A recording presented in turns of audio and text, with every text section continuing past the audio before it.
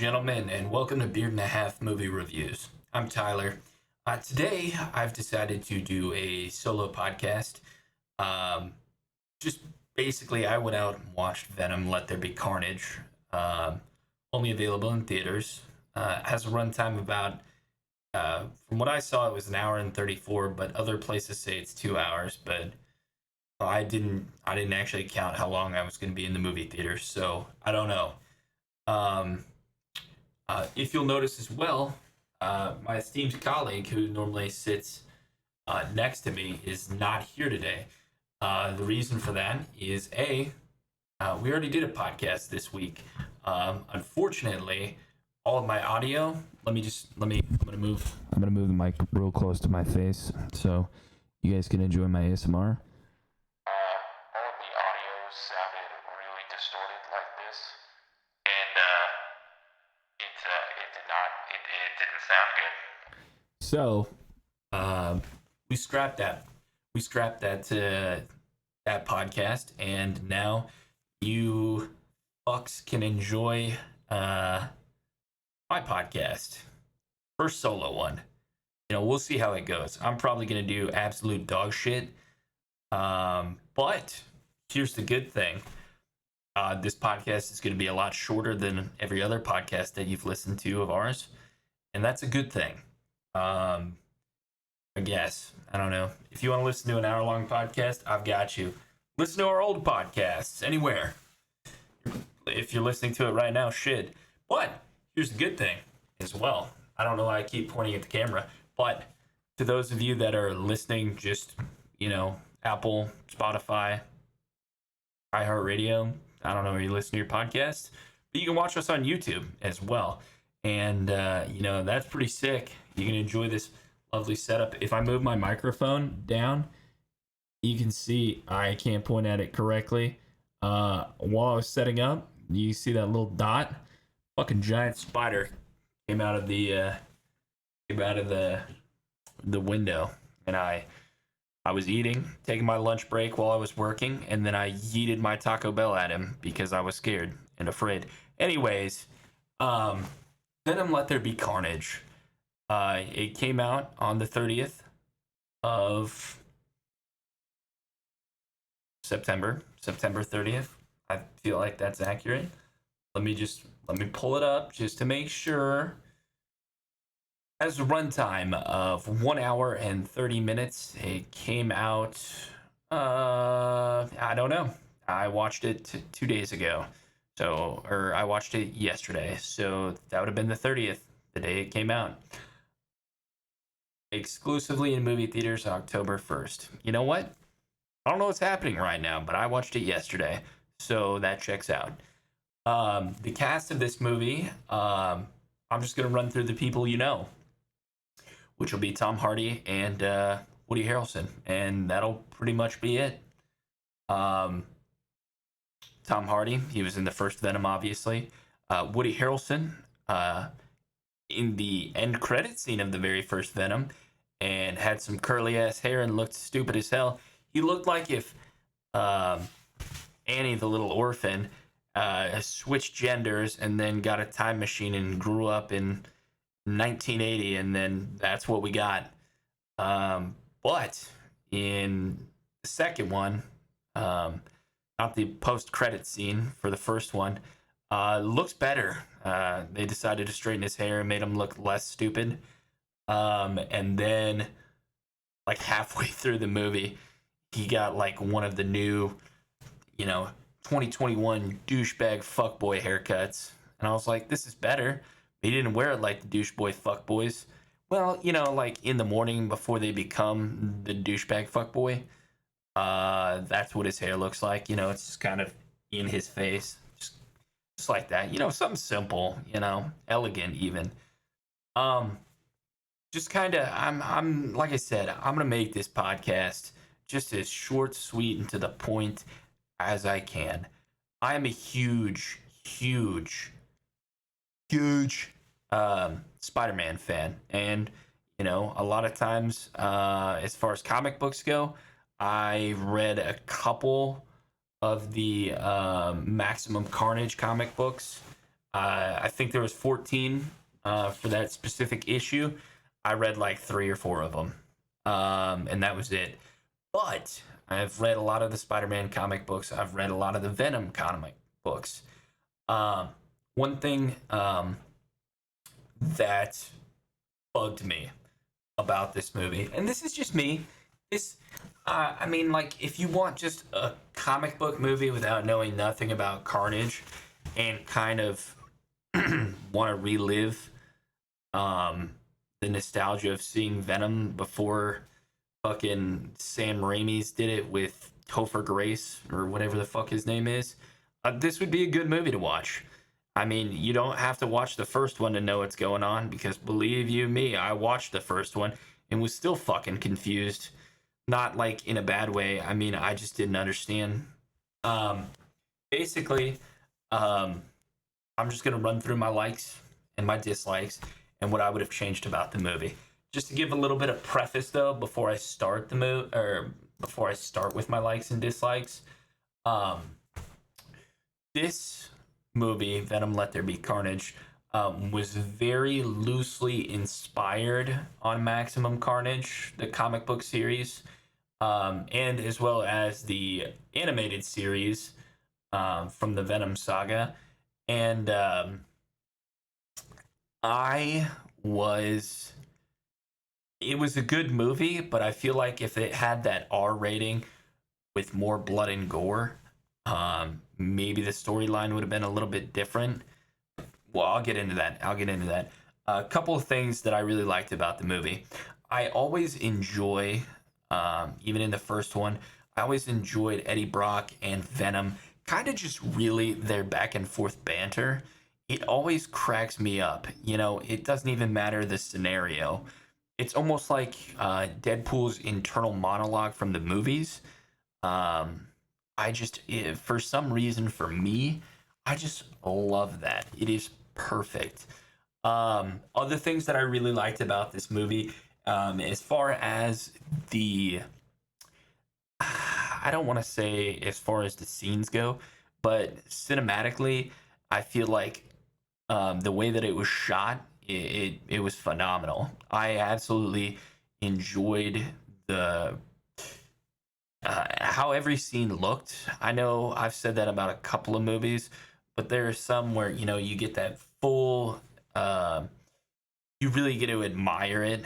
Like I know in a lot of Spider-Man movies, for instance, you get to appreciate the city a lot more, and then you get a closer look at the city. This one kind of did that, but I mean, you could kind of get the general vibe that every scene, the background was well thought out, carefully designed, and everything like that, and it looked beautiful. It really did.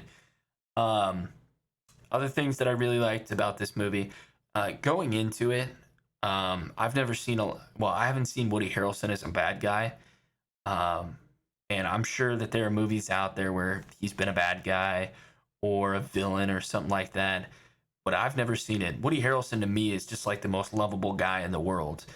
Hell, I don't know if a lot of people know this. Woody Harrelson is a vegan in real life, and like whenever they did Zombieland, they had to make vegan Twinkies for him, and it was to me that was hilarious. But I'm thinking of Woody Harrelson as Carnage eating people and killing them. I was like, this dude's a vegan though. Does people count? For his character, is he ethically inclined to eat people, or were they? Maybe he didn't actually eat people in this movie. Maybe they were just like CGI or stunted in. He ate like a cow that was a human at one point. No, that doesn't check out. Maybe a nice pumpkin, just a wig on and just a pumpkin, just chowed down on that bad boy. Who knows? Woody Harrelson though did a fantastic job as a villain, and I really liked that, to be honest. It was refreshing. Um, Dude, I don't have anything else for my likes. Dislikes. I really, I so just to preface, kind of a loose idea of what the storyline is. Um, Basically, at the beginning of the movie, it's I don't remember God, why did I just forget the name of who Carnage bonds with? Cletus Kasady. So at the beginning of the movie, you got Cletus Kasady and his love interest, which I don't remember what her name in the movie was. Here, I'll just pull it up. Frances Barrison. But I feel like she had Shriek. Duh.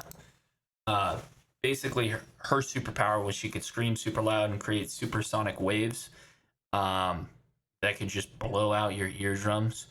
Uh, for those of you who haven't seen Sam Raimi's Spider-Man with Venom in it, loud noises and fire are the easiest way to kill a symbiote, which is what Venom and Carnage are. They just bond with a living host. So, Shriek and Carnage, not a good match made in heaven. He's taking her to Pound Town. She starts screaming. Boom. He becomes a man again, and she doesn't get to deal with Carnage. You know what I'm saying? Yeah, exactly. Anyways, so Shriek and we're going to say Cletus Kasady because he isn't Carnage at this point. They fall in love in like this, I'm going to say insane asylum for kids, but that's not what it was. It was like called like Lorecraft or something like that. But they fall in love. She becomes too powerful. They take her away. And they've been separated for like, I don't know, we're going to say 20 years, 30 years. And so she's put in like this soundproof cell so she can't escape. Woody Harrelson is just, or his character, Cletus Kasady, has just murdered so many people and they can't find the bodies for him. And so he's in prison awaiting a death sentence. And he decides that his last interviewer, last person he wants to talk to and give his story to, is going to be Eddie Brock. So Eddie Brock goes to do his interview with him. And we all saw the trailer, but Cletus Kasady bites Eddie Brock, and a little bit of blood gets into Cletus's mouth, and at that point, Venom, well, the symbiote that disattached itself from Venom, now morphs in with Cletus Kasady, and that's how Carnage is created. And for lack of a better word, they were going to kill Cletus Kasady. He's on this death sentence,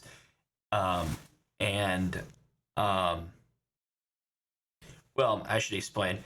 They were walking past a cell, Venom and Eddie Brock, in one, and they saw scribbles and drawings and stuff on the wall, and Venom helped Eddie Brock discover where a whole bunch of bodies were that Cletus Kasady had murdered. They found it, and then they gave Cletus Kasady the death sentence, and then while they were executing the death sentence, he turns into Carnage, does this badass jail escape, steals a car, and then drives off to try and find his girlfriend. All while on the other side of the coin, fucking Eddie Brock and Venom are just having issues living with each other. So Venom decides that he's just going to go off on his own, and Venom just starts bonding with just these random ass people and having a party time, just trying to live it up without Eddie. And they have like this huge fight before he leaves and just breaks a bunch of shit and then leaves. And at that point, I'm just like, because there's honestly probably a good 20 to 30 minutes. I say that there's probably about 10 or 15 minutes of us just watching Carnage party and then realizing that he shouldn't have left Eddie, but he's not going back until Eddie apologizes. But Eddie has no fucking idea where, Venom is. And then on the other side of the coin, you still have the love scene going on. And the whole premise is once Cletus Kasady and Shriek find each other, they're like, you know what? Let's get married. But before we get married, we got to have guests for the wedding. So they want the cop that shot Shriek and like not took out her eye, but blinded her in one eye. They want Eddie Brock, who gave Cletus the death sentence. And then they also kidnap Cletus's ex-fiance to use as bait, so he could guarantee that he would show up. And that's it. And then there's a huge church cathedral fight scene where I don't know if you could tell, but a bell going off. So it's like a fight between Eddie Brock and Cletus Kasady, and then as soon as the bell stops, it's Venom and Carnage, and then they're just going at it. And as much as I would like to say that was cool, it was not as cool of a fight scene as I wanted it to be. It was like a 3-minute fight scene at best, while intervals of other people trying to help them out in their fight. And it's kind of lackluster, to be honest with you. I was expecting more out of the fight. I was expecting it to be badass. I was expecting, because at this point, Venom hadn't bonded with Peter Parker. He had just bonded with Eddie Brock, so he didn't have any spider webs or anything crazy like that. And so, I don't know. I was expecting more from the fight scenes, and I wasn't expecting a love scene. I was expecting, not that. Like, she gets murdered by Venom or something like that, and Carnage and Cletus Kasady just go at them, and just like this long 30-minute fight scene. But instead, we got like 5-minute, maybe a 5-minute fight scene, a lot of like 30 to 45 minutes of like just average, normal, everyday human interaction, and kind of lackluster dialogue between Venom, or I'm sorry, not Venom, Cletus Kasady and Carnage. Like, they didn't have any conversations really, except for Carnage would slap Shriek if she screamed, because they broke their bond whenever that happened. They just kind of split apart a little bit. And yeah, honestly, now the things that I would change about the movie, first of all, just get rid of Shriek altogether. I understand the love scene aspect of it. What you could have done is had like 6 to 7 minutes of Shriek in the movie. Cletus goes to rescue her from jail, and now they've rescued her. Somehow Venom goes to fight her as well, and Venom ends up killing her because she's a bad guy. Venom eats the heads of bad guys, and now Carnage and Venom want to fight it out and then spend 30 to 45 minutes in a fight scene. I'd have paid even better money for that movie. Unfortunately, I spent $15 on an okay movie at best. I understand that this movie pandered to kids. It's a PG-13 movie, so you get all ages, more of an audience. But honestly, like I said earlier, if I said it earlier, this movie should have been rated R. It should have had a lot more blood and gore, and it should have been an actual, what we actually get when you think of Carnage, because he just ruins, destroys, kills, murders. Like, he is the definition of a badass bad guy, and that's what I wanted to see.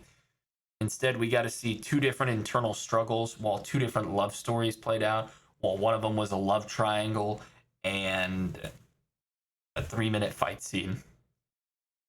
Yeah, if I'm dissuading you, I'm sorry for the voice crack. If I'm dissuading you from watching the movie, my apologies. You should still go and watch the movie, but think of it as a Carnage movie, not as a Venom movie. Because basically, this movie was more or less just the prequel to Carnage, not necessarily, but this movie was more about Carnage than it was Venom, I feel like. So, I know that sounds confusing. Realistically, though, it's not. It's just, I don't know how to explain it. Apologies that if you can hear my fidget spinner, well, fidget cube. It was just really an okay movie at best. I did want to point out, though, Andy Serkis directed this movie. And if you don't know who Andy Serkis is, you probably do without realizing it. This guy is an award-winning actor and director. Believe it or not, um, he is Gollum from the Lord of the Rings series. He voiced Gollum. He also voiced Caesar in Planet of the Apes. Don't know if you guys knew that or not. He also was the voice of Snoke. I know. Shitty Star Wars. It's okay. He was also the voice of Snoke in the rebooted J.J. Abrams cash grab Star Wars. He was that. Um, let's see. What else was there? That's pretty much it. I mean, he's been in a lot of stuff. A lot of stuff. But a lot of it is stuff from back in like the early to late 90s that you never would have heard of. But a lot of his stuff is also voice acting as well. So, but he does a lot of motion capture, sorry. Um, so you've probably never actually seen his face, but if you have, shout out to you.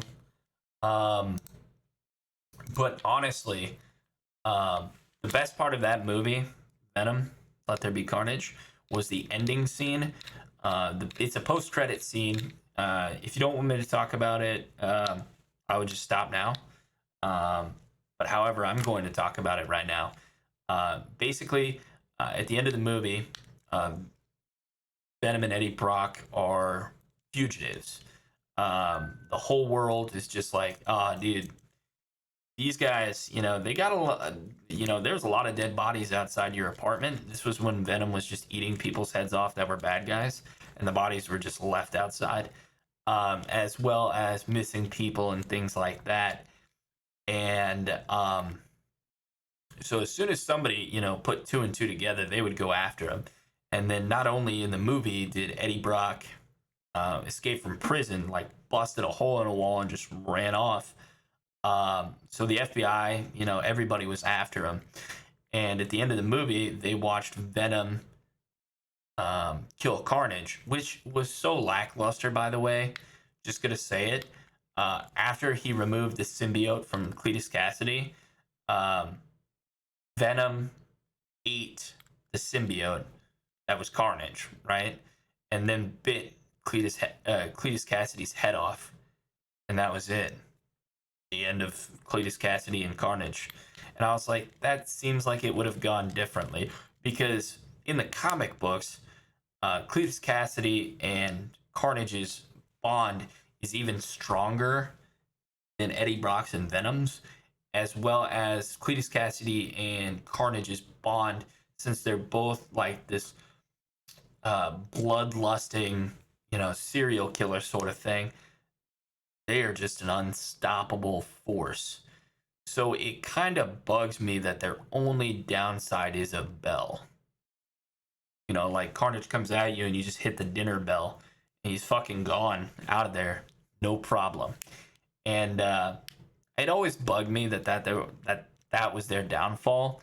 But at the same time, like, every bad guy's got to have at least one bad downfall, and that was his. But other than that, if you went in to the movie and expected less out of it, like if you expected it to be a Venom movie with like a lot of fighting and stuff like that, you would probably be disappointed thoroughly, like I was.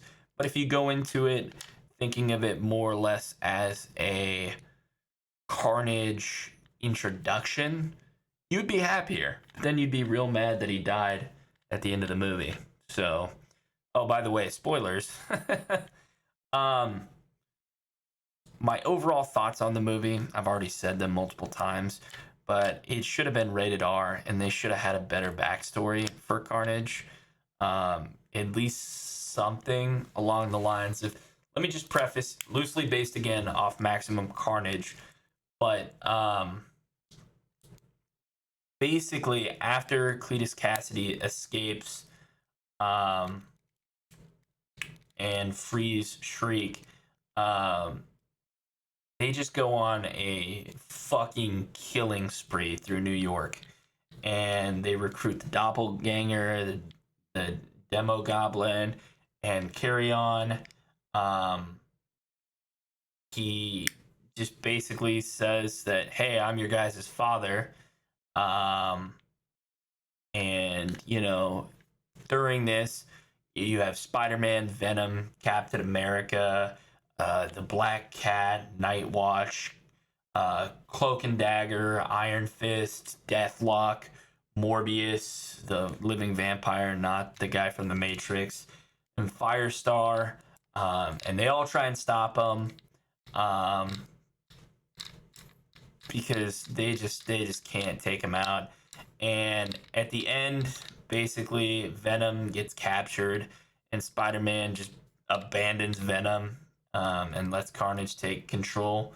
And yeah, but basically, at the end of the series, Carnage turns on him, and I'm reading through a synopsis to try and synopsize the synopsis, making me a synopter. But at the end of it, Shriek distracts them with her psychic powers, and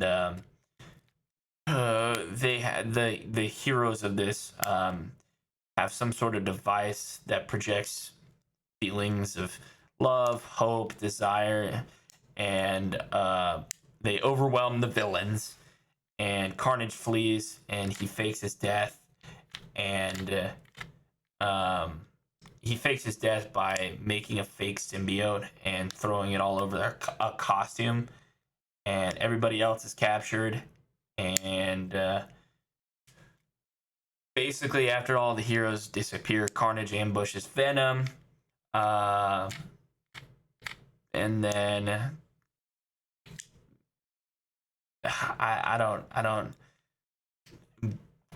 he doesn't die is my whole thing. Carnage doesn't die. Basically, Venom just pounds him to death not to death. He fucking kicks his ass senseless into some sort of electrical generator to the point where he is just incapacitated, and then they leave him just to get arrested. That's it. That's how it's written. He doesn't die. Nothing like that. But for some strange reason, they kill him at the very end of this movie, which sucks because there was so much wasted potential. I'm sure Woody Harrelson didn't cost a fortune, but this was wasted potential. Just saying. At the end of the movie, whenever they do their flashback, or they do their scene where, so now Venom and Eddie Brock are fugitives, so they go to like some sort of tropical island. I always like to say Cancun or maybe even Tahiti. And while they're there, they're in their room, and Venom's like, I'm a symbiote that's bonded with, thousands of millions of other symbiotes. Let me give you a little taste of that knowledge. And so as Venom's about to do it, just this giant magical like surge just flows through the room. And what I'm assuming it was Thanos' snap that brought everybody back in the Marvel Cinematic Universe, because Venom's a part of that. But what it looked like from the Spider-Man No Way Home trailer was the spell that Doctor Strange casted, which made everybody forget that Peter Parker was Spider-Man. And Venom goes up to the TV and he says something. I don't remember exactly. I'm sure you can. I know for a fact that some dude probably recorded this and was just like, I'm going to post this to social media. And he probably fucking did. But I know it exists. But he said something, and then Venom started licking the TV with a picture of Spider-Man or Peter Parker on there.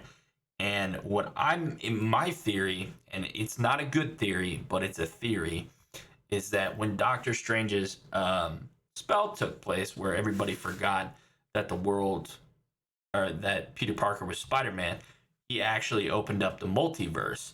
And in that instance, Venom had no idea who Peter Parker was before the spell was cast. But now, maybe we have an alternate version of Venom that since they're symbiotes and they share a collective knowledge that the other Venom from Sam Raimi's Spider-Man that had Tobey Maguire, those two symbiotes are now aware of each other's presence and they think that they're one. So that one's knowledge passed on to this one, because that's why at the end of the movie, Venom wanted to kill Spider-Man because he had no idea who he was before, but now he does. And I'm thinking because Doctor Strange opened up the multiverse unintentionally, probably, that's what happened, because as a symbiote, they share a collective knowledge. And, the Sam Raimi's Topher Grace Spider-Man or Venom, that knowledge just is shared collectively. So maybe that's what happened, and that's why Venom wants to kill Spider-Man now. So I know it's all but confirmed that the next Venom, there's probably going to be a Spider-Man versus Venom. I'm sure that's going to be a thing.